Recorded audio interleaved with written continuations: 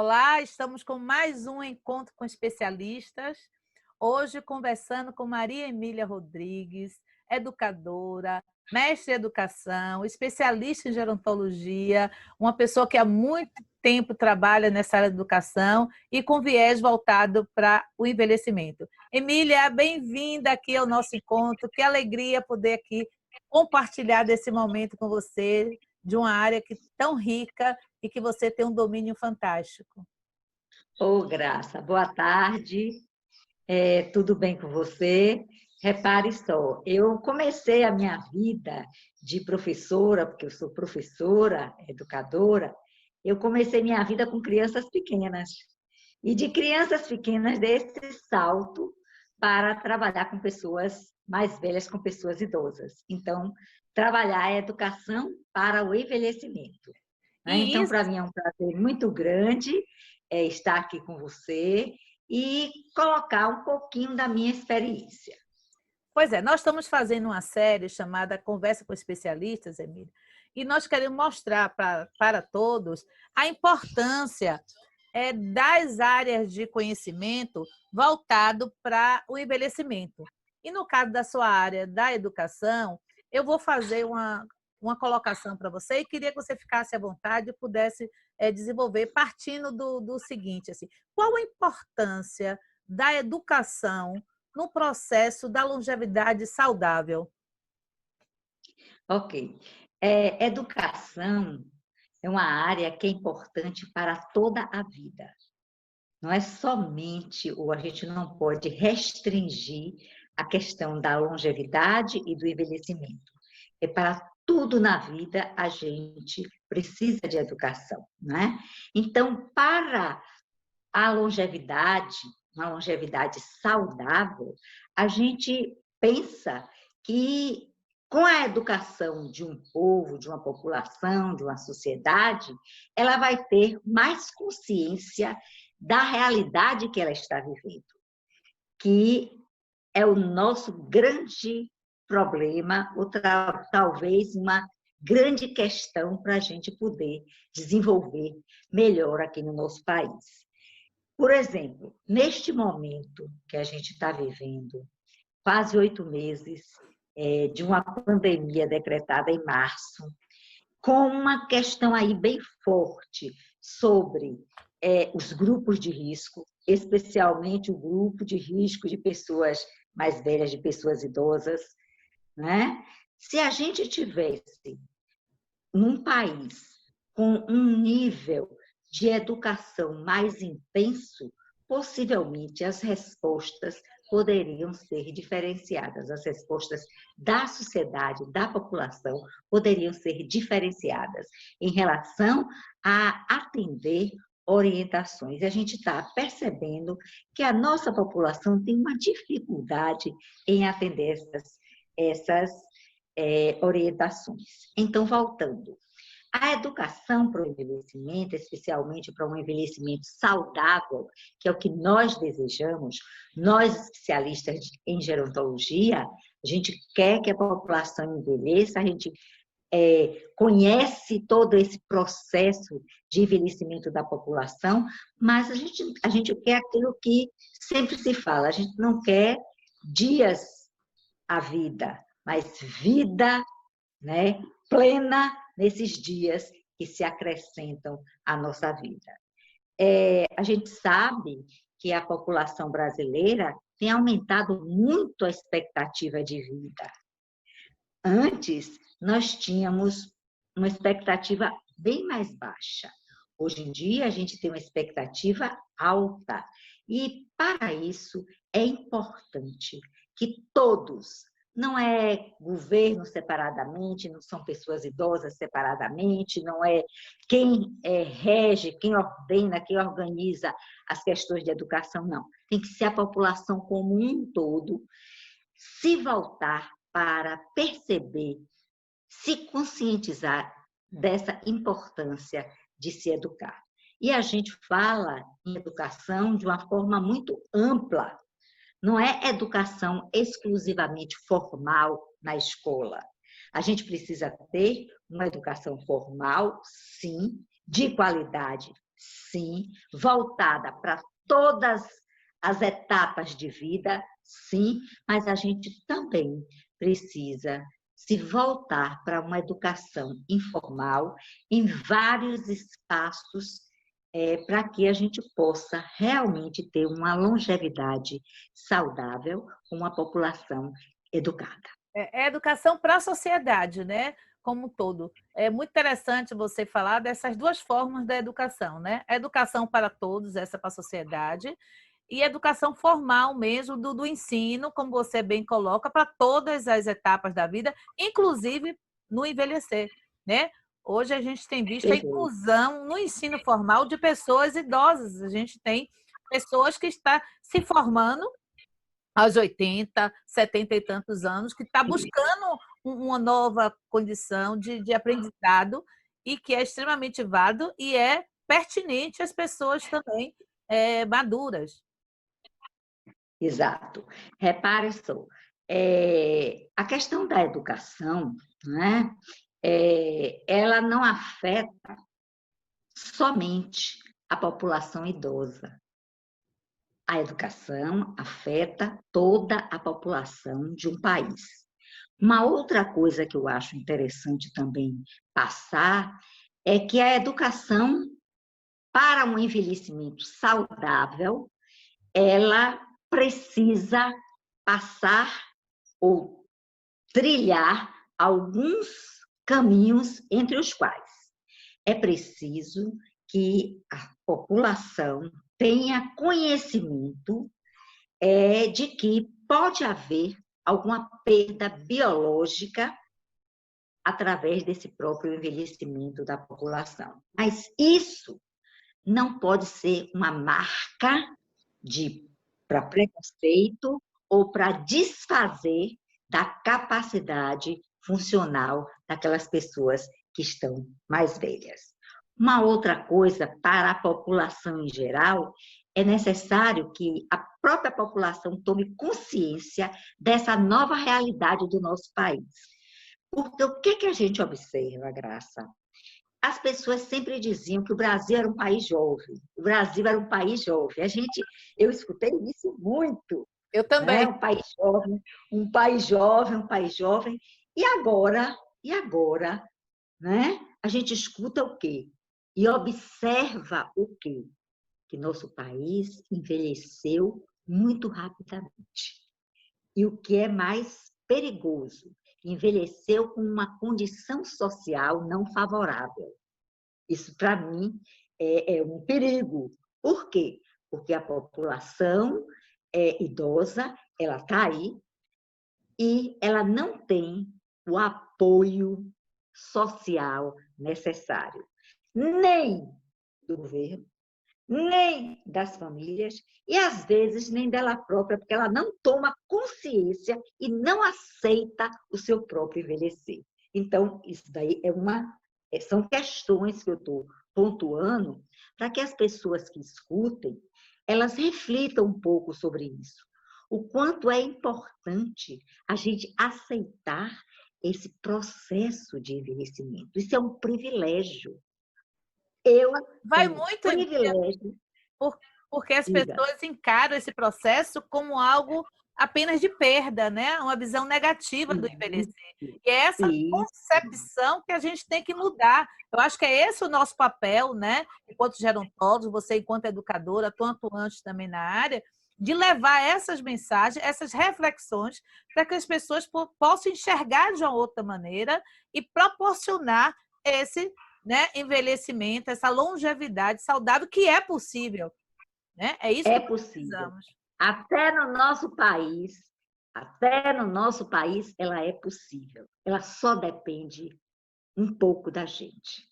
Nós todos, se a gente se unir, se a gente compreender que esse processo é um processo inexorável, é um processo que a gente não pode dar de marcha ré, não tem como. Não Pode existe a fazer fonte da juventude, né, Emília? Não existe. Pode fazer a plástica que for, pode fazer o tratamento que for para rejuvenescer, pode até rejuvenescer o rosto, não é? pode até rejuvenescer o rosto, mas pode pintar os cabelos, que eu deixei de pintar os meus, Tá olha como linda. estão, Você está grisalhando, na não geração é? prateada, lindíssima. Com certeza. A gente pode até pintar os cabelos, mas pode ter certeza que os anos estão ali. Eles estão em nós. A gente não pode fazer esse retrocesso. Também eu gostaria de colocar que, além de tomar consciência dessa realidade do país, de ter conhecimento das possíveis perdas que a gente pode trabalhar enquanto jovem, para que essas perdas não sejam tão intensas, eu penso também que a gente precisa refletir sobre a vida que a gente tem hoje. Então, você que é jovem, reflita um pouco sobre a vida que você tem hoje. É a vida que você quer? É a vida que você quer? O que é que você faz? Que autocuidado você tem consigo mesmo para poder envelhecer bem? Então, é importante que a gente observe, né, e reflita sobre a nossa vida no hoje.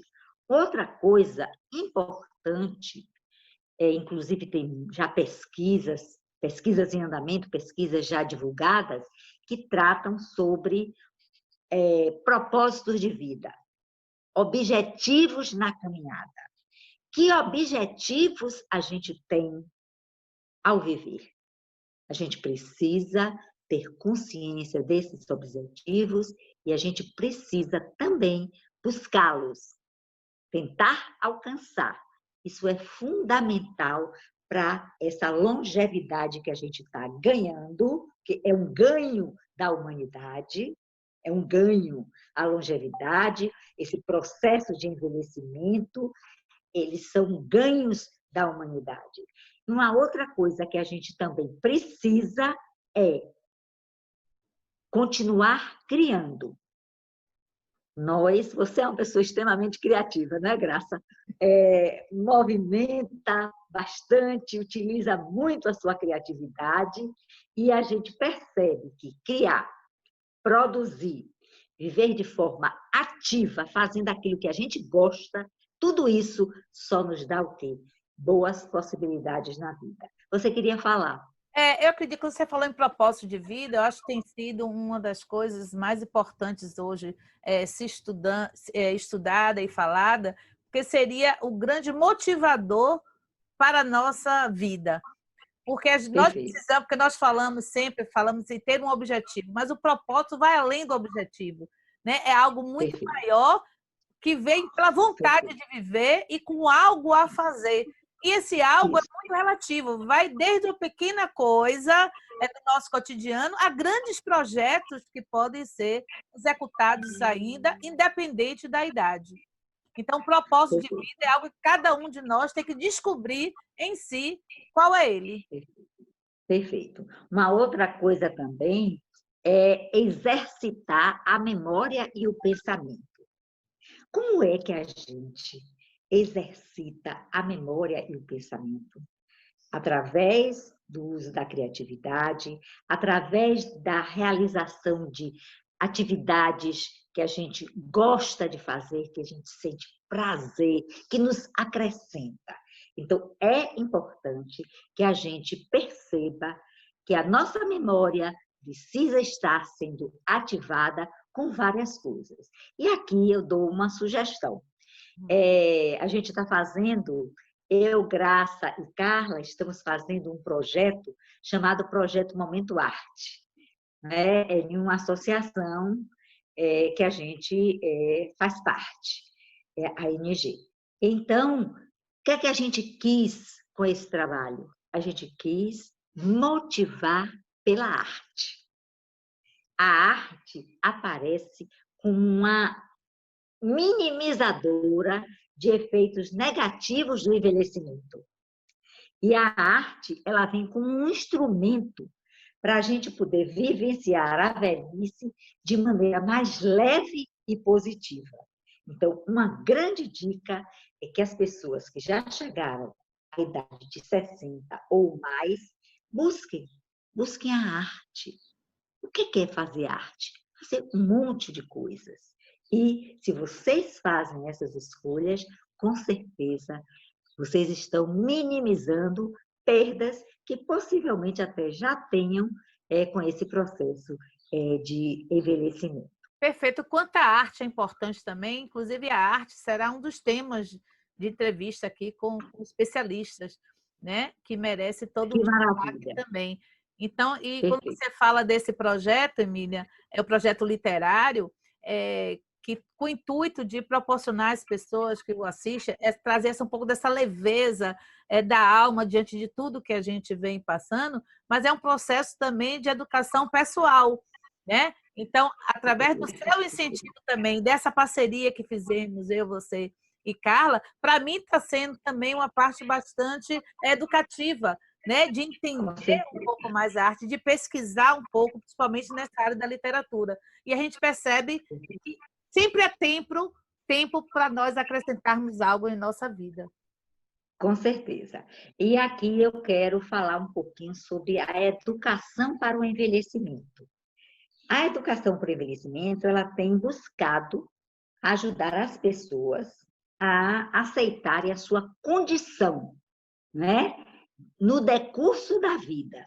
Isso é interessante e é oportuno, porque, como já até pontuamos, muitas pessoas não aceitam o seu próprio envelhecer.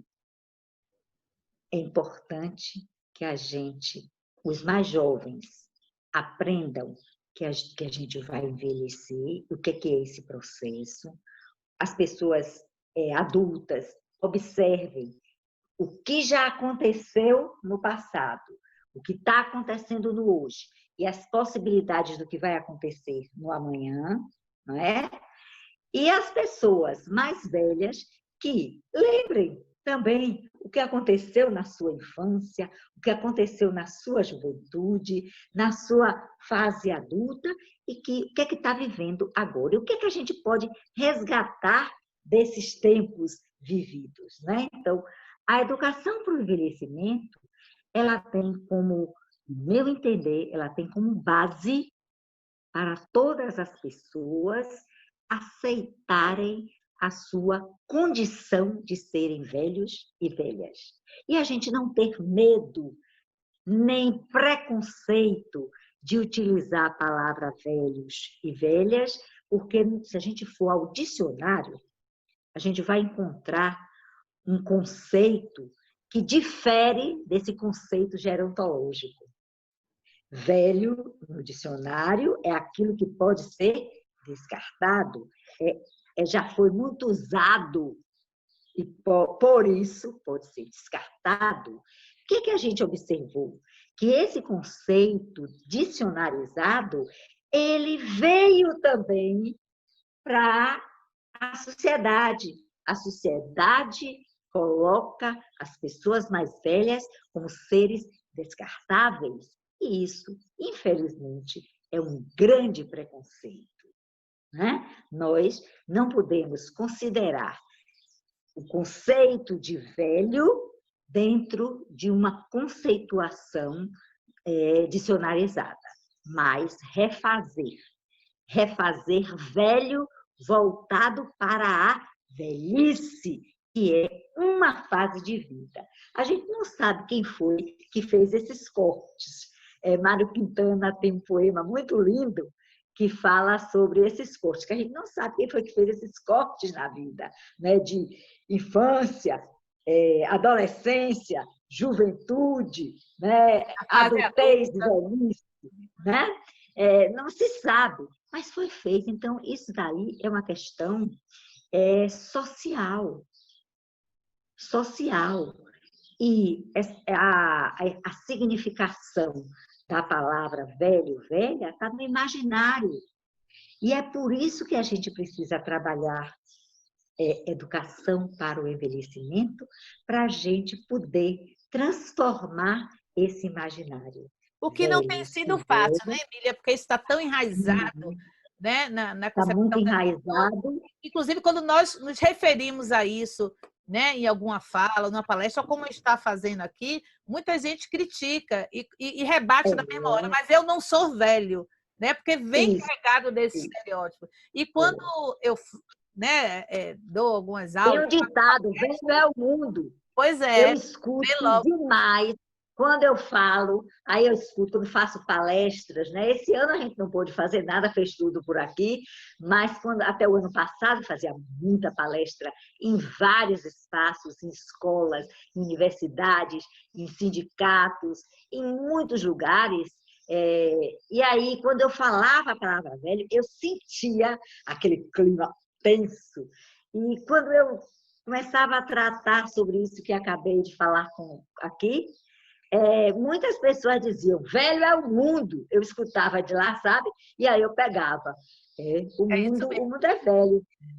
É E, isso mesmo. inclusive, quando você falou aí da aceitação da própria velhice, e quando as pessoas me perguntam assim, mas Gal, Graça, o que é que você diria? O que é preciso para a gente envelhecer bem?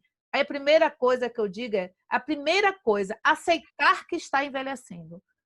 Isso. Porque se a gente nega o nosso próprio envelhecimento, a gente não vai aceitar as transformações naturais, biológicas, fisiológicas e algumas limitações naturais que realmente o envelhecimento nos dá, mas não nos tira a alegria de viver e a possibilidade de reconstruir sempre. Então, assim, aceite a idade que Perfeito. está vivendo, inclusive essa chamada velhice, e vamos dar graças a Deus por estarmos chegando à Chegar lá, da de vida. chegar lá, de chegar lá, né? De chegar lá como eu já estou. E dessa forma, eu me considero que estou muito bem, né? Porque estou ativa, eu estou bem de coração, estou bem de cabeça, Está estou linda. bem na atividade. Então, me considero assim, realmente, bem envelhecendo de forma tranquila, bem tranquila. Bem, o que eu queria trazer agora é sobre essa satisfação da velhice, né? Porque é um outro ponto que precisa ser voltado para essa área de educação. A gente precisa, enquanto pessoa, ter satisfação de viver, independente da faixa etária, porque a divisão em faixas etárias foi uma questão. Tem um termo técnico que eu não estou me recordando agora, mas é uma questão somente de convenção, é convencional, né? Então, a pessoa precisa ter consciência de que, passando pelas fases, vai chegar na velhice. E o que é essa satisfação de chegar à velhice? É a capacidade de manter ou restaurar o bem-estar. Você se sentir de bem com a vida, de bem com os seus, de bem, em primeiro lugar, consigo mesma. Porque o bem-estar começa a partir da gente mesma.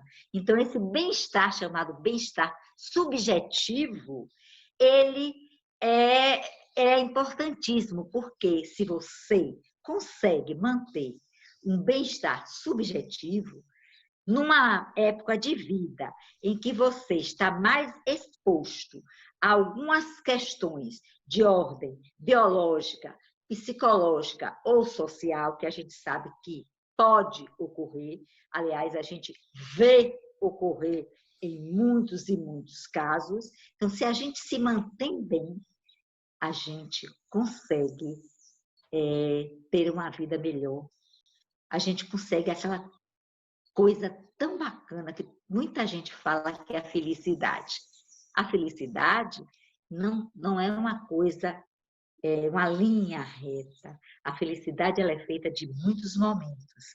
Então, você sobe, tem um pico de felicidade magnífico, você desce um pouquinho, você pode até ficar achando que está até um pouquinho infeliz em algum momento de algum problema, alguma coisa mais séria, mas se você tiver satisfação na vida, você sai desse pouquinho baixo e volta para uma linha reta, sempre subindo e descendo, mantendo uma alternância de satisfação pessoal. A gente pode colocar que há um privilégio em relação à velhice. E não só em relação à velhice, em relação às velhices. Porque a velhice não é única. A gente não pode passar uma linha reta, como sempre digo, de que todo mundo envelhece do mesmo jeito. Nunca. A velhice é múltipla, Nem né, uma Emília? é múltipla, é multifatorial, ela é singular. Olha que coisa, é que a gente acha até que Contraditória, é né? Mas não é. contraditória, não é? Mas ela é singular. E por ela ser singular, nós somos também responsáveis por nossa velhice. É evidente que os fatores exógenos, os fatores de fora, os fatores do ambiente, os fatores da sociedade, os fatores das suas condições sociais, condições econômicas, condições de vida, eles podem interferir. Claro que sim, claro que interferem. Ninguém pode dizer que uma pessoa que vive em uma cidade como Veranópolis, né, que é uma cidade de mais longevos aqui no Brasil, seja a mesma coisa de viver em uma cidade extremamente difícil, com muitos problemas sociais, e por aí vai. Não é, não é. Agora, eu também acredito, eu não conheço Veranópolis, não, é um dos meus projetos para, quando a gente sair dessa pandemia, é ir lá, conhecer Veranópolis, porque eu acho que é uma experiência de vida muito bacana, né? Que é onde tem a população mais longeva do Brasil. Então, não é porque está morando em Veranópolis que não tenha pessoas que têm uma velhice que não seja tão boa. Claro que deve ter pessoas lá que não tiveram uma boa velhice, uma boa longevidade, um bom processo de envelhecimento. Oi, Emília, me diga uma coisa.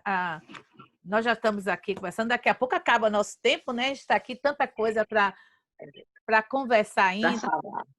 Eu queria partir de um ponto agora. No nosso próprio Estatuto do Idoso, tem um capítulo, né, que é o capítulo 5, que fala justamente da educação, da cultura, esporte e lazer. E a educação está contemplada. O que é que você pode dizer na área da educação, você como educadora, onde a gente tem o artigo 22, né? Que vou pedir que você fale aí, essa educação da infância para o envelhecer, né? Porque a gente tem falado muito aqui também das pessoas que já vivem também esse momento da velhice, mas a gente tem que preparar as nossas crianças, e essa preparação seria muito interessante que tivesse dentro da sua educação formal noções do envelhecimento. O que é que você acha disso? Eu sei que é uma luta sua também. Fale um pouquinho disso aí para a gente. Perfeito. Já no artigo 20, que é do capítulo 5, do qual você falou, que é Educação, Cultura, Esporte e Lazer, no artigo 20 diz: o idoso tem direito à educação, cultura, esporte, lazer, diversões, espetáculos, produtos e serviços que respeitem sua peculiar condição de idade.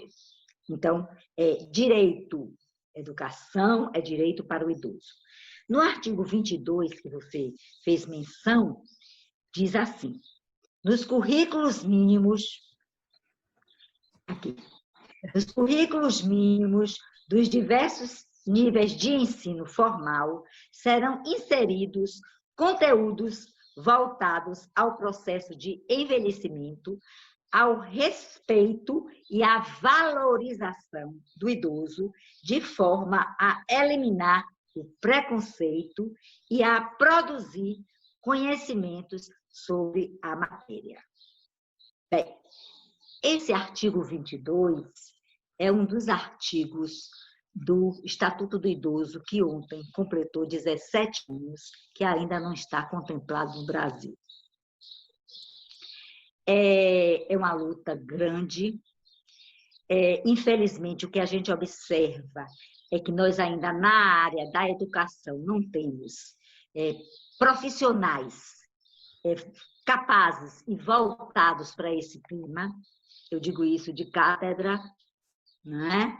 Eu fui eu fiz mestrado na Faculdade de Educação daqui da UFBA, e só quem falava desse assunto à época era eu, porque já era da área da gerontologia. Então, nós não temos profissionais, a gente precisa urgentemente formar profissionais que possam desenvolver esses conteúdos voltados ao processo de envelhecimento, à longevidade, às condições de vida da população, as questões dos preconceitos, né, que estão instalados. E preconceito a gente só trabalha no dia a dia, na ponta, a partir da criança, até chegar às pessoas mais velhas. Então, a gente vai naquela linha, trabalhando o preconceito. Nós estamos buscando, aqui na Bahia, tentamos, inclusive, fazer com que esse artigo fosse implementado, não só em Salvador, porque teria que ser nível municipal, mas na Bahia, enquanto Estado. E as nossas tentativas ainda não obtiveram êxito. Eu digo ainda porque continuo tentando e dizendo o quanto é importante que o setor de educação acorde para o tema do envelhecimento. Se a gente não fizer isso, o que vai acontecer mais lá para frente, eu não sei. Porque a gente já observou durante essa pandemia, com as questões colocadas de cuidados com os grupos de risco, a gente já observou que muitos memes, muitos vídeos foram feitos e difundidos nas redes sociais, desfazendo da pessoa idosa com um tom. De uma forma muito perversa, né, Emília? De forma muito perversa. Extremamente perversa, extrema. Quer dizer, a pessoa dá até risada. Mas que passava exatamente despercebido, as pessoas viravam piada, né? Um meme piada em relação ao envelhecimento. Exatamente. Exatamente. Então, isso é uma prova da nossa falta de educação para o envelhecimento. Porque se a gente tivesse um povo, uma população, as pessoas voltadas e educadas para o envelhecer, possivelmente alguém criaria e aquilo não se difundiria. Ou se difundiria chamando a atenção. Porque foi uma das coisas que até eu fiz. Cuidado! Quando eu recebia, eu dizia, cuidado! Observe nas entrelinhas o que se passa. Isso é preconceito. Aí depois a pessoa dizia, ixi, é mesmo, eu nem percebi. Mas é claro, né? Então, esse artigo 22, as cidades precisam se voltar para ele. Vamos começar com coisas simples. Emília, o que é que são coisas simples? Esse tema é um tema que pode ser transversal. O que é um tema transversal? Perpassa por várias disciplinas. Então, vamos aproveitar e não usar o tema do envelhecimento 2 vezes, que normalmente se usa 2 vezes por ano. Usa no dia do avô e da avó, de uma forma até pejorativa, colocando sinais e imagens de velhos sempre com bengala, velhos sempre com cabelinho branco, velhos sempre de óculos, velhos sempre de bigode, com aquele bigode assim, bem redondinho, velhos sempre meio corcundinha. Nossa velhice não é assim. A nossa representação de velhice não pode ser essa. Então, a gente precisa se alertar com essas representações de velhice que as mídias estão colocando e a gente aceitando caladinho. Eu acho, Emília, que essa educação do envelhecimento, né, que a gente tem conversado aqui, é justamente para a sociedade se alertar a isso e não passar despercebido, se posicionar, né, diante dessas situações, de valorizar a pessoa idosa que está ao seu lado convivendo, de valorizar você próprio enquanto pessoa idosa e ir de encontro a isso, é não aceitar, é colocar observação. Se me manda uma mensagem que vem nessa questão cheia de preconceito, você devolvê-la com reflexões. Então, isso faz parte de um processo de educação para a sociedade. E aí, Emília, eu Com queria, certeza. pegando já esse gancho que você está falando aí, ontem, né, dia 1º de outubro, foi o dia, né, é o dia considerado internacional e nacional da pessoa idosa. E eu queria lhe fazer uma pergunta, uma colocação sua. Para você, o que significa o dia 1º de outubro? Eu sempre digo que essas datas marcadas, elas são marcadas por alguma razão. Dia das Mães, Dia dos Pais, por razão econômica, né, de mercado. Essa razão de ser o Dia Nacional e Internacional da Pessoa Idosa, que precisava marcar, né? Todo mundo tem dia, a pessoa idosa também precisa ter um dia. Mas, para mim, todos os dias são dias de pessoas idosas. Todos os dias. E o que é que traz essa marca 1º de outubro? Primeiro, traz o aniversário do Estatuto do Idoso. Isso, para mim, é um marco. O Estatuto do Idoso, uma lei considerada de primeiro mundo, mas, como já falei, sem efetivações em vários dos seus artigos, que a gente precisa lutar sobre isso. Inclusive, tem uma frase, nenhum direito a menos, porque o Estatuto do Idoso, o ano passado, estava com, acho que, 187 projetos de lei para a sua alteração. Então, a gente luta para que não seja alterado, pelo menos ainda, mas que seja efetivado.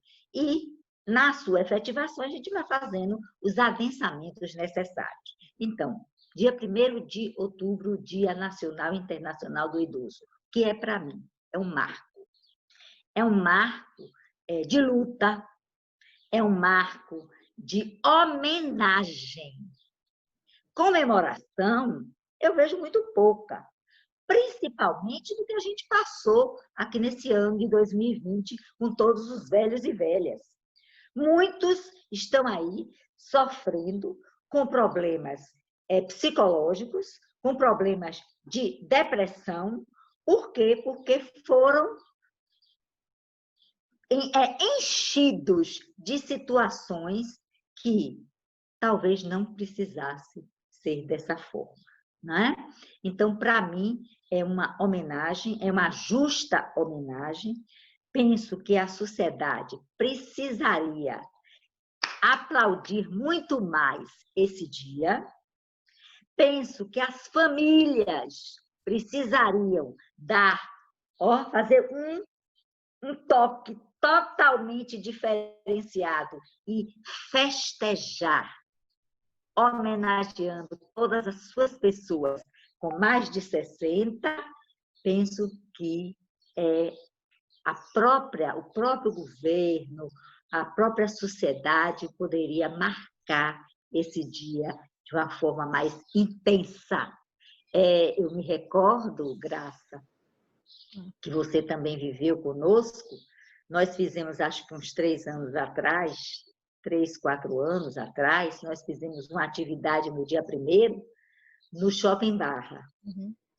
Porque a gente, observando os shoppings da cidade, o Shopping Barra foi aquele que nos mostrou, na nossa observação, a gente não fez pesquisa, na nossa observação visual, nos mostrou que tinha uma densidade muito alta de frequência de pessoas idosas. Até E a porque gente fica considerou localizado no bairro, né, onde tem maior concentração de idosos mais quadrados, que é aquela região da Barra, Graça, Vitória. Por exatamente. ser um Então, nós shopping naquela fomos para região, lá. agregava maior número de idosos. Fomos para lá para desenvolver um trabalho de conscientização da população que a gente já fez. Nós já fizemos, inclusive, juntas em vários espaços, né? E com muito sucesso. Mas o que é que a gente avaliou lá no Shopping Bar? A gente Pois é, avaliou preconceito que enorme. muitas pessoas não queriam nem parar. Coisa de velho, tô fora. Eu escutei essa frase. Coisa de velho, tô fora. E pessoa que a gente observava que devia ter em torno de 70, 80 ou até mais, né? Então, o que a gente precisa em relação ao dia 1º de outubro é tomar consciência do quanto a velhice, do quanto a pessoa idosa é importante na vida dela mesma, na vida da família, na vida da comunidade, na vida da sociedade, na vida do Estado como um todo. Então, eu fui aí nas etapas. E todas essas etapas precisariam ou precisam valorizar. A gente deve aceitar o envelhecer como uma evolução normal da nossa vida. E essa fase da vida, ela precisa ser vivida com qualidade e com crescimento pessoal. Eu escuto muito, porque como a gente trabalha com pessoas idosas, eu escuto muito. Eu faço educação para o envelhecimento e faço educação para o envelhecimento com crianças, com adolescentes, com jovens, com adultos e com idosos. Então, eu escuto muito dos idosos, eu não sei mais, não vou aprender mais. E desfazer, isso é um preconceito que foi enraizado, né? E desfazer isso não tem sido fácil.